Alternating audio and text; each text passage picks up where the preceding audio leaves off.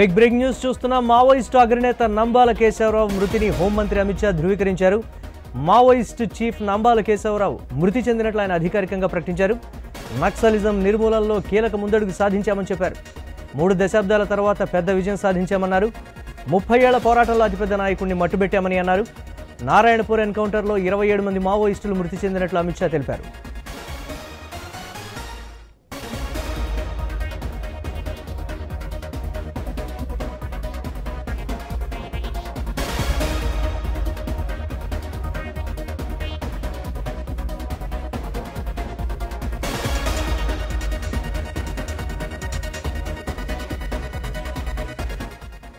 Maoist party chief Nambala కేశవరావును బలగాలు మట్టుబెట్టాయి. కేశవరావు వయసు 67 ఏళ్లు. శ్రీకాకుళం జిల్లా జయన్నపేట ఆయన సొంతూరు. 1980లో అప్పటి పీపుల్స్ వార్ అనుబంధ విద్యార్థి సంఘం ఆర్ఎస్యూలో చేరారు కేశవరావు. వరంగల్ ఆర్ఈసీలో చదువుకున్నారు. విద్యార్థి దశలోనే నక్సలిజంపై ఆకర్షణ కలిగి అడవిబాట పట్టారు. నాటి నుంచి పీపుల్స్ వార్ మావోయిస్టు పార్టీలో కీలక పాత్ర పోషించారు. ప్రస్తుతం మావోయిస్టు పార్టీ చీఫ్గా ఉన్నారు కేశవరావు. అనేక కీలక దాడుల్లో పాత్ర ఉంది. తాజాగా ఛత్తీస్గఢ్ నారాయణపూర్లో జరిగిన ఎన్కౌంటర్లో కేశవరావుతో పాటు 26 మంది మావోయిస్టులు చనిపోయారు.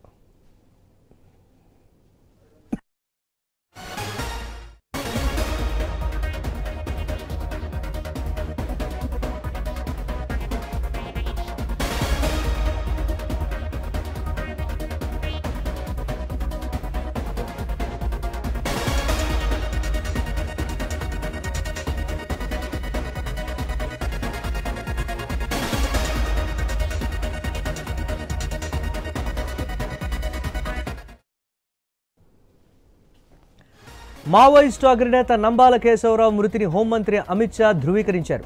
మావోయిస్టు చీఫ్ నంబాల కేశవరావు మృతి చెందినట్లు ఆయన అధికారికంగా ప్రకటించారు. నక్సలిజం నిర్మూలనలో కీలక ముందడుగు సాధించామని చెప్పారు. 3 దశాబ్దాల తర్వాత పెద్ద విజయం సాధించామన్నారు. 30 ఏళ్ల పోరాటంలో అతిపెద్ద నాయకుడిని మట్టుబెట్టామని అన్నారు. నారాయణపూర్ ఎన్కౌంటర్లో 27 మంది మావోయిస్టులు మృతి చెందినట్లు అమిత్ షా తెలిపారు. మావోయిస్టు పార్టీ చీఫ్ నంబాల కేశవరావును బలగాలు మట్టుబెట్టాయి. కేశవరావు వయసు 67 సంవత్సరాలు. శ్రీకాకుళం జిల్లా జయన్నపేట ఆయన సొంతూరు. 1980లో అప్పటి పీపుల్స్ వార్ అనుబంధ విద్యార్థి సంఘం ఆర్ఎస్యూలో చేరారు కేశవరావు. వరంగల్ ఆర్ఈసీలో చదువుకున్నారు. విద్యార్థి దశలోనే నక్సలిజంపై ఆకర్షణ కలిగి అడవిబాట పట్టారు. నాటి నుంచి పీపుల్స్ వార్ మావోయిస్టు పార్టీలలో కీలక పాత్ర పోషించారు. ప్రస్తుతం మావోయిస్టు పార్టీ చీఫ్గా ఉన్నారు కేశవరావు. అనేక కీలక దాడుల్లో పాత్ర ఉంది. తాజాగా ఛత్తీస్గఢ్ నారాయణపూర్లో జరిగిన ఎన్కౌంటర్లో కేశవరావుతో పాటు 26 మంది మావోయిస్టులు చనిపోయారు.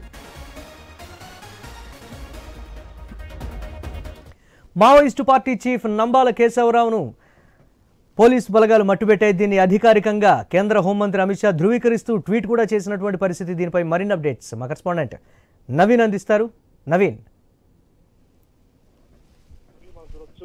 మావోయిస్టు ఉద్యమానికి భారీ దెబ్బని చెప్పుకోవచ్చు. ఎందుకంటే మావోయిస్టులో ఉన్నటువంటి కీలక నేత, మావోయిస్టు కేంద్ర కమిటీ కార్యదర్శి ఎన్కౌంటర్లో చనిపోయినట్టుగైతే హోంశాఖ మంత్రి అమిత్ షా అయితే ప్రకటించినట్టు పరిస్థితిగా పడుతుంది. ఎందుకంటే ఈ రోజు ఉదయం పూట ఛత్తీస్గఢ్ రాష్ట్రంలో నారాయణపూర్ అంటే అంబుజ్మడ్ ప్రాంతం అని చెప్పుకోవచ్చు. నారాయణపూర్ జిల్లాలో భారీ ఎన్కౌంటర్ చోటు చేసుకుంది. ఈ ఎన్కౌంటర్ లో దాదాపు 27 మంది మావోయిస్టులు చనిపోయారు. దాంట్లో నంబాల కేశవరావు ఆలియాస్ బసవరాజు చనిపోయినట్టుగా అయితే కేంద్ర హోంశాఖ మంత్రి ఎక్స్ లో అయితే ఒక పోస్ట్ చేశాడు. తను చనిపోయాడని చెప్పేసి కూడా ఒక పోస్ట్ చేసినట్టు పరిస్థితిగా పడుతుంది. అయితే మావోయిస్టులకు సంబంధించి ఏరువేత ఆపరేషన్ కంగారులో భాగంగానే ఈ ఆపరేషన్ కొనసాగుతుందని చెప్పేసి కూడా ప్రభుత్వం చెప్తున్నట్టు పరిస్థితి కనపడుతుంది. ఇప్పటికే మనం చూసుకున్నట్టయితే భారీ ఎత్తున కూడా మావోయిస్టులు ఆ ప్రాంతంలో ఉన్నట్టుగా పక్కా సమాచారంతో ఈ ఎన్కౌంటర్ జరిగింది. అయితే 27 మంది మొత్తం చనిపోయారు. దీంట్లో ప్రధానంగా చూసుకున్నట్టయితే మావోయిస్ట్ చీఫ్ ఉన్నటువంటి నంబాల కేశవరావు హతమయ్యాడని చెప్పేసి కేంద్ర హోంశాఖ మంత్రి అమిత్ షా నేరుగా అయితే వెల్లడించినట్టు పరిస్థితిగా పడుతుంది. ఎందుకంటే పూర్తి స్థాయిలో కూడా ఉదయం నుంచి ఎన్కౌంటర్ జరిగింది కానీ ఎవరు చనిపోయారు ఏంటి అన్న దాని మీద ఒక కేశవరావు చనిపోయాడని చెప్పేసి చెప్తున్నారు. కానీ ఎక్కడ కూడా అఫీషియల్ గా ఎవరు కూడా వెల్లడించలేదు. ఛత్తీస్గఢ్ ప్రభుత్వం కానీ ఛత్తీస్గఢ్ పోలీసులు కానీ కూడా ఎక్కడ వెల్లడించలేదు. ఇప్పుడు కేంద్ర హోంశాఖ మంత్రి మాత్రం నేరుగా ఆయన ఎక్స్ లో పోస్ట్ పెట్టాడు. మావోయిస్ట్ చీఫ్ కేశవరావు చనిపోయాడని చెప్పేసి కూడా ఆయన ఎక్స్ లో అయితే పోస్ట్ పెట్టినట్టు పరిస్థితిగా పడుతుంది. అయితే మావోయిస్టులకు సంబంధించినటువంటి ఆ కేశవరావు మీద దాదాపుగా ఇప్పటికే 1,50,000 రివార్డు కూడా ఉన్నట్టు పరిస్థితి కాబోతుంది. మావోయిస్ట్ నేతగా నంబాల కేశవరావు ఉన్నాడు. ప్రస్తుతానికి నంబాల కేశవరావు వయసు మాత్రం 67 సంవత్సరాలుగా ఉన్నట్టుగా తెలిసింది. తను ఆంధ్రప్రదేశ్ లోని శ్రీకాకుళం జిల్లాకు చెందినటువంటి నంబాల కేశవరావు చదువుకుంటున్న టైంలోనే అంటే విద్యార్థి దశలో ఉన్నప్పుడే ఆర్ఎస్యూలో పనిచేశాడు. అంటే ఆర్ఎస్యూ అంటే రాడికల్ స్టూడెంట్ యూనియన్, అంటే మావోయిస్ట్ అప్పుడు ఉన్నట్టు పీపుల్స్ వార్ అనుబంధ విద్యార్థి సంఘం ఆర్ఎస్సీ ఉంది. ఆర్ఎస్ లో తను పనిచేసుకుంటూ పీపుల్స్ వార్ ఉద్యమాలకి వెళ్ళినట్టు పరిస్థితి. వరంగల్ లో తను చదువుకుంటూ వరంగల్ నుంచి తను నక్సలిజానికి వెళ్ళినట్టు పరిస్థితి మనం చూడొచ్చు. దాదాపుగా అప్పటిప్పటి వరకు దశాబ్దాల కాలం కాంచి కూడా మావోయిస్టు పార్టీలో ఉంటూ దశల వారీగా ఎదుర్కొంటూ వచ్చినట్టు పరిస్థితి. కాబట్టి ఆయన ప్రస్తుతానికి మావోయిస్టు సంబంధించిన కేంద్ర కమిటీ కార్యదర్శిగా వహిస్తున్నట్టు పరిస్థితి మనకు కనపడుతుంది. అయితే అతను భద్రతా బలాలు మట్టు పెట్టినాయని చెప్పేసి కూడా ఆ ఎక్స్ లో అయితే అమిత్ షా చూసినట్టు పరిస్థితి కనపడుతుంది. ఇంకా పూర్తిగా కూడా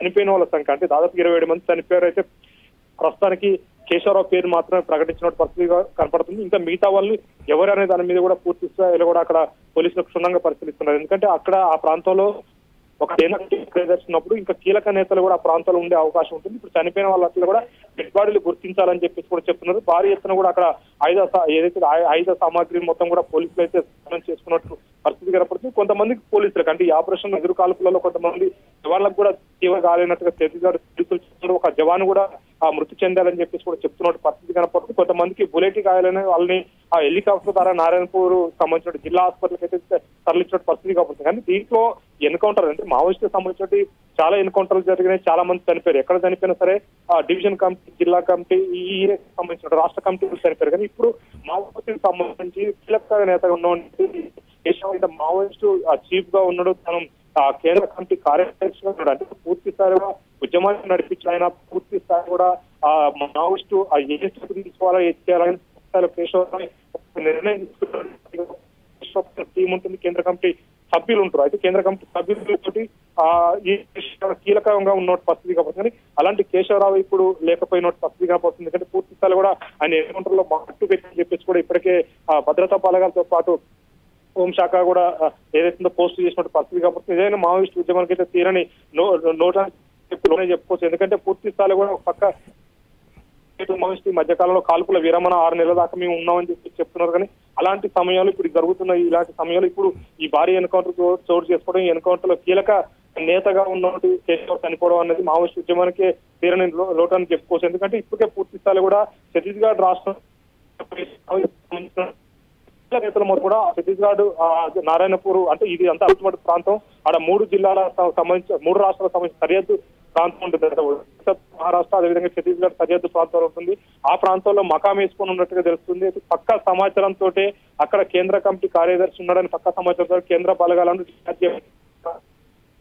సంబంధించినటువంటి అధికారులు మొత్తం కూడా ఆ ప్రాంతాన్ని చుట్టుముట్టినట్టుగా చెప్తున్నారు. ఇప్పటికే పూర్తి స్థాయిలో కూడా అక్కడ ఆ ప్రాంతంలో ఇంకా మృతుల సంఖ్య పెరిగే అవకాశం కూడా ఉంటుందని చెప్తున్నారు. చాలా మందికి బుల్లెట్ గాయాలని ఆ జవాన్లకు కొంతమందికి బుల్లెట్ ఒక జవాన్ కూడా చనిపోయినట్టుగా అక్కడ పోలీసులు నిర్ణయం చేసిన